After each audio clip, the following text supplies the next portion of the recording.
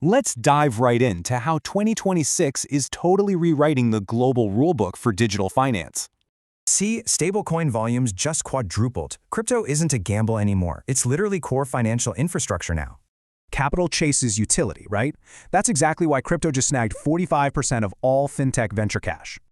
What's fascinating here is the massive industry-wide pivot. We're moving from just talking policy to actual active implementation. Europe is absolutely leading this charge. They're quickly shifting from writing the rules to actively supervising the market. Enter MiCA. It replaces all those messy, fragmented national laws with one clean, unified framework for the whole EU. So to even operate now, firms must guarantee strict authorization, radical transparency, and really robust consumer protection. Meanwhile, over in the US, they're finally ditching that confusing state-by-state patchwork for a unified federal strategy.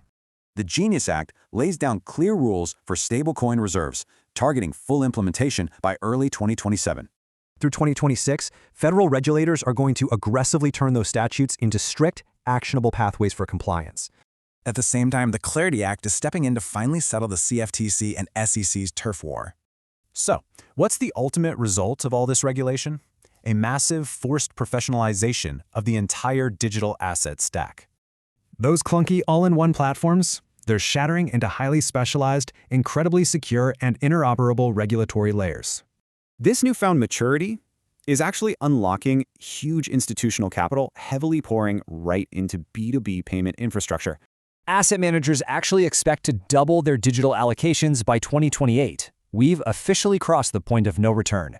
The global rules are locked in. The only real question left is, how is your business going to adapt?